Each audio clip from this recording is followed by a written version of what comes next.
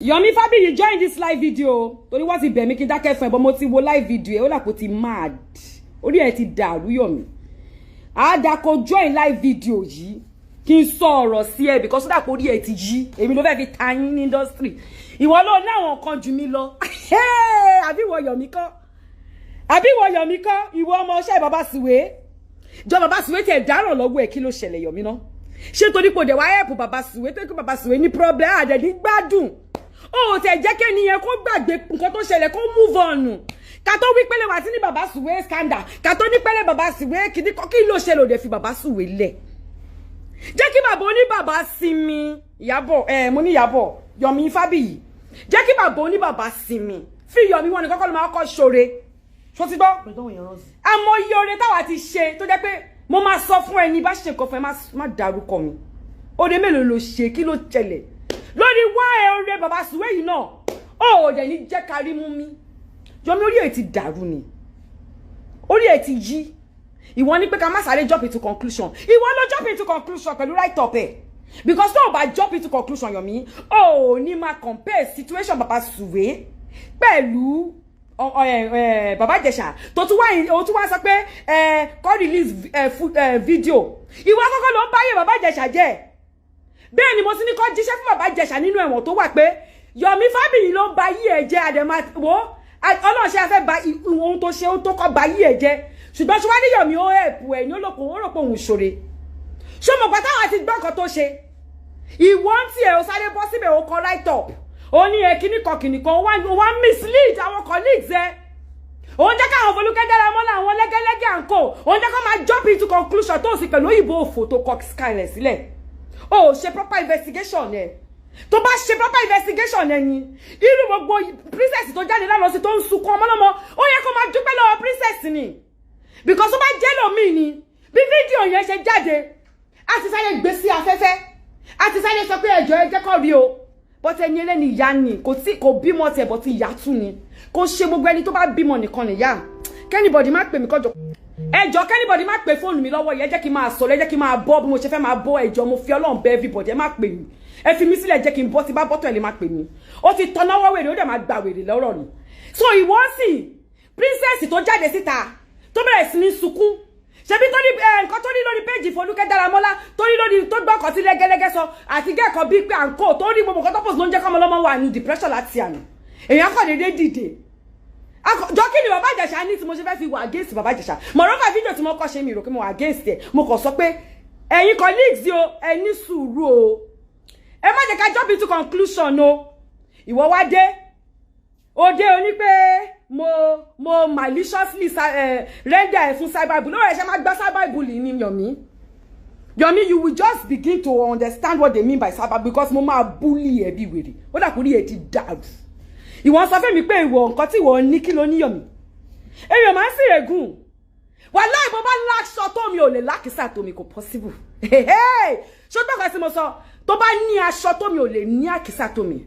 nígbà tí èmi ń jìyà tí mò ń struggle ibo ni wọ́n wà ìwọ ń fi rẹ ewé mi ṣó yá wèrè Yomi Fabiyi mo fẹ́ kó máa wo fídíò yìí o kó máa kọ́ bá mi sọ fún ẹ kó tag ẹ kó wá gbọ́ ọ̀rọ̀ torí wọ́n ló ní sọ́ọ̀bù orí ẹ ti yí Yomi ní fídíò nígbà tí wọ́n gbọ́ ọ̀rọ̀ tí wọ́n release statement ṣé tó bá jẹ́ pé ní tòótọ́ Baba Ijesha ò ṣe anything tí wọ́n wá release statement bó ṣe kankan kí ló yẹ kí gbogbo yín kọ́kọ́ ṣe ná ṣe wọ́n ẹ̀kẹ́ sáré gbéra àdìkẹ́ gba pàǹtí lọ pé ẹgbà wá o wọ́n ní colleague wá wà ń bíbà yìí o wọ́n ní kọ́kọ́ ṣẹlẹ̀ sí o ẹjọ́ kí ló ṣẹlẹ̀ o kẹ́ wá gbọ́ bàbá ní bàbá ọ̀rọ̀ ó sáré gbèwè torí pé ó ti gbọ́ one or two things ó sáré bẹ̀ sí ní kọ òyìnbó òfò òun kọ òyìnbó òsọnù òun kọ òyìnbó tó máa pa ẹlẹ́kùn tí kò ní pa ẹlẹ́rìn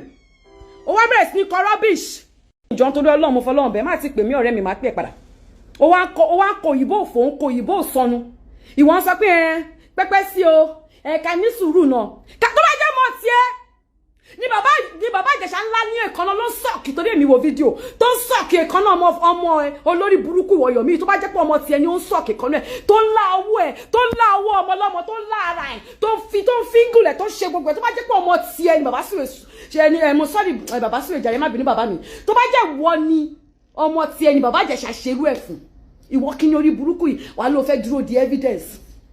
ó yẹ kó kíra bàbà fún princess torí èèyàn ni ìwọ gángan ló dá rúdúrúdú lẹ́yọ̀mí pẹ̀lú ìdí òṣì tó bá ń gbé sẹ́yìn tó bá ní ìwọ activist olórí ibu activist sọnù èmi ò ṣe tó yẹ máa kú àbí tó yẹ bra èmi jáwèrè gan Yọ̀mí ò dẹ̀ mọ̀ mo tọ́jú wèrè mi sáṣọ nítorí àbíyamọ ni mí màá gbàgbé pé àbíyamọ mi ni mí màá fèsì Yọ̀mí because orí ẹ̀ ti yí ó dàpọ̀ mẹ́ tó ń bá pò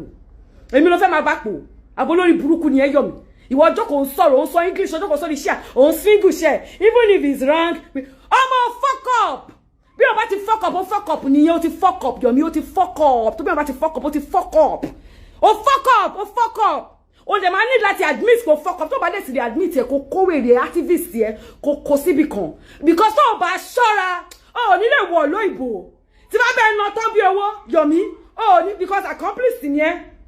ẹni tó bá ti ń support rapist wọ́gun accomplice ni ẹ́ tó o bá ṣọ́ra wọ́n máa blacklist orúkọ ẹ̀ di because ó dàbí pé orí ẹ̀ ti yí o mọ̀ mi ṣá Ìyábọ̀ Òjó lórúkọ mi Ìyábọ̀ ọmọ Ògúnrọ̀ Alice mo báàdì gan tí bá wọ kéèsì ẹ̀ máa wọ̀ tán ni èmi ò ń pariwo mi ráyè ariwo ṣọlá ariwo sóhun jẹ́ kí n máa pa igan mi láìkẹ́ máa bẹ́ẹ̀ ná tán bí owó Yọ̀mí èmi kúrò nínú àwọn tó lè máa fi tayín mo kúrò nínú àwọn tó máa fi sọ̀rọ̀ ṣó ti gbọ́ mi máa fèsì ẹ àti gbogbo àwọn olórí burúkú tó ń fọ́lù ẹ̀ tó jẹ́ rapist tó ń kọ rubbish comment ẹni bá sọ pé kọ́ release fídíò ọmọ yẹn sórí social media gbogbo yín pátápátá ló máa mú ọmọ yín ló máa dún ọmọ yín ló máa rape ọmọ yín àwa wo nǹkan tẹ́ fẹ́ ṣe tó bá dìgbà yẹn wo ayé yìí máa bàjẹ́ ní gbogbo yín pátápátá tẹ́ bá sọ pé tẹ́bá sọ pé kọ́ lọ máa release fídíò ọmọ lọ́mọ tí Ìjẹ̀ṣà tó ń sọ̀kì ọwọ́ ẹ̀ tó ń láàárẹ̀ tó mọ̀ lẹ́sì ẹ̀ lè fẹ́ jókòó ẹ fẹ́ wo pedophile nìyí ẹni bá ti fẹ́ pedophile ni ó ti yẹ ẹsẹ̀ tó bá ti fẹ́ pedophile gidi Larry tí mò ń rí ọ̀rẹ́ mi ó mọ̀ pé tó bá ti gbá lórí mi ó ti gbá nìyẹn Larry tó mọ̀ ẹ́ tó nínà tó bá ti gbá lórí mi ó ti gbá Yọ̀mí ó ṣe live video jókòó yeah you know you have to wait ìwọ ló wait Yọ̀mí ìwọ ló wait yo ó jókòó ṣe you have to wait yẹ tẹ gbé fóònù ilé jẹ́ kí n art bó ṣe ṣe náà mọ̀ pé mi máa mọ̀ máa imitate yàn ó ṣe báyìí you know you have to wait even if the person is guilty even in the court of law you know you are not guilty until you are found guilty wàhálà Bàbá Ìjẹ̀ṣà guilty ṣe bá àfipamọ́ tẹ́lẹ̀ ni àfipamọ́ pé kí ó jẹ́ pé adájọ́ ló máa dájọ́ fún Bàbá Ìjẹ̀ṣà guilty tí Bàbá Ìjẹ̀ṣà bá jáde máa dá padà sẹ́wọ̀n yẹn ó guilty fún kan tí mo rò ó guilty bàjẹ́ kò sẹ́ni tó máa bá mi sọ tó bá jáde máa dá padà síbẹ̀ gbogbo láti mi máa ná sí wàhálà ì máa tálẹ̀ mi torí ẹ̀ Bàbá Ìjẹ̀ṣà guilty bàjẹ́ ó ti yẹ àbò máa ṣọ tẹ́lẹ̀ yẹn bó ti wọ́n Yọ̀mí Fábí tó ló ń ya wèrè tó ló fẹ́ gbọ́ story ó dé ẹ̀wí tán ó ní ẹ̀ wọ́n lè charge princess fún neglect I was age 8 or 7 tó kọ́kọ́ molest me I think ṣé 7 àbí 8 ní mi nígbà yẹn tó molest me tẹ̀wọ́n sí age yẹn but I always spoke about my rape àbí àti molestation àti rape kò sí ti ya mi mọ́ mo ṣẹ̀ṣẹ̀ sọ fún ìyá mi ní bí last year àbí 2 years ago kó tó di pé ìyá mi kú tẹ̀lé gbogbo threatening wèrè tẹ́ pé irú yín máa ṣe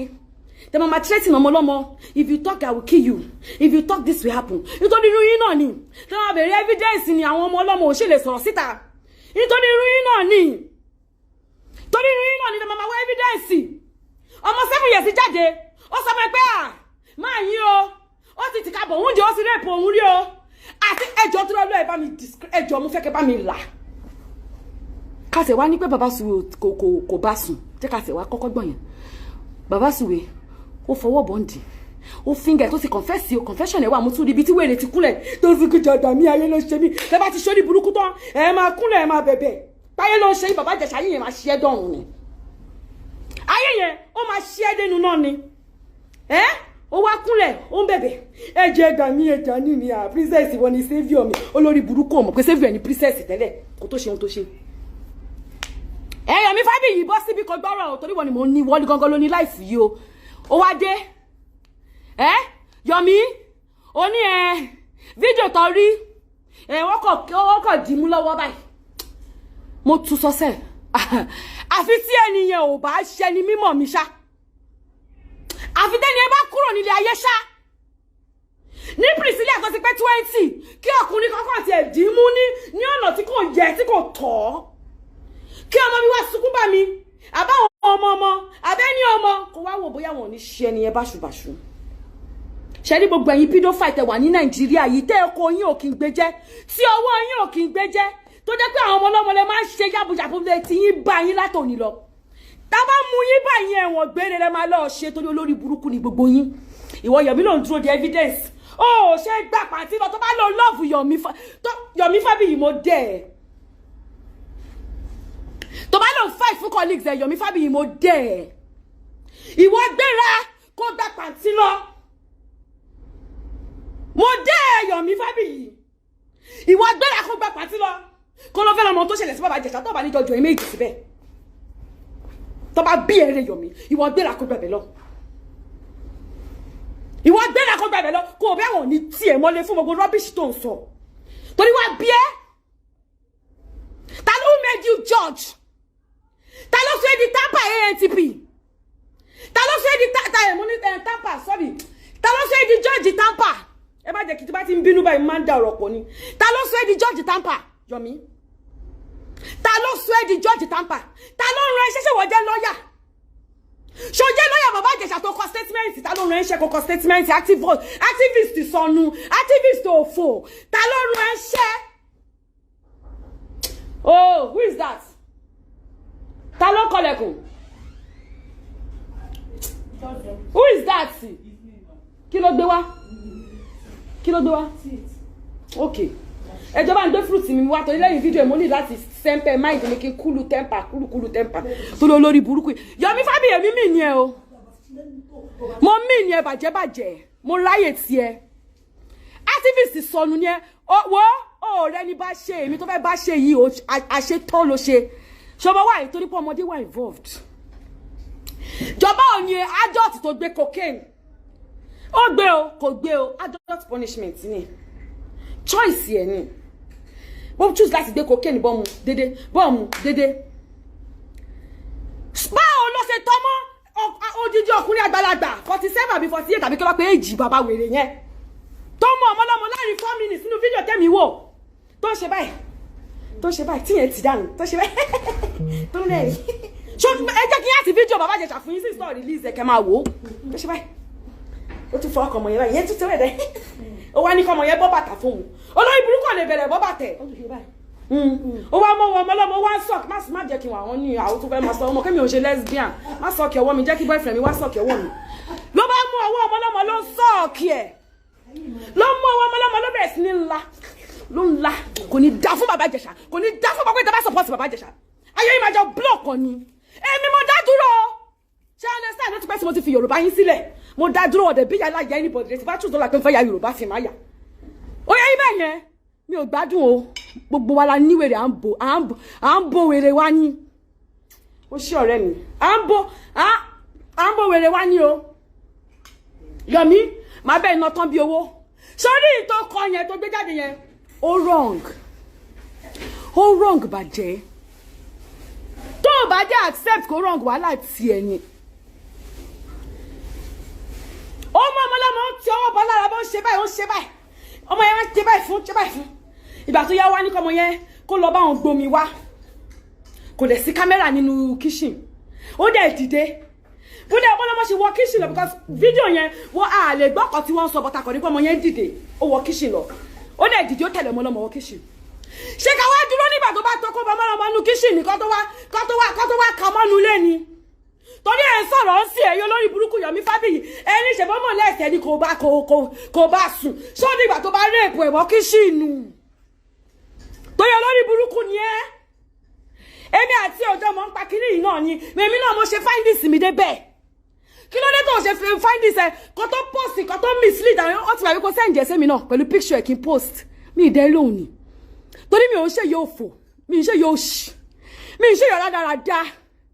gbogbo nǹkan ló lè gbà lọ́wọ́ mi ẹ̀ lè gbọ́ ọmọ lọ́wọ́ mi kò possible Yomi ìtọ́ fẹ́ bá mi pò yóò lè pò tán mo ready fún ẹ gbogbo energy tí mo fi ṣe TikTok máa gbé sílẹ̀ kalẹ̀ báyìí máa fi face ẹ torí mi máa ń jà máa dúró sórí òótọ́ ni torí wọ́n lo tọ́náwọ́ wèrè ò dẹ̀ máa rí wèrè tó tọ́ná wò yẹn o máa rí Yomi torí máa bẹ́ẹ̀ ná tán bí owó ṣé lórí burúkú ni ẹ máa bẹ́ẹ̀ ná tán ìwọ kìíní bàjẹ́ yìí.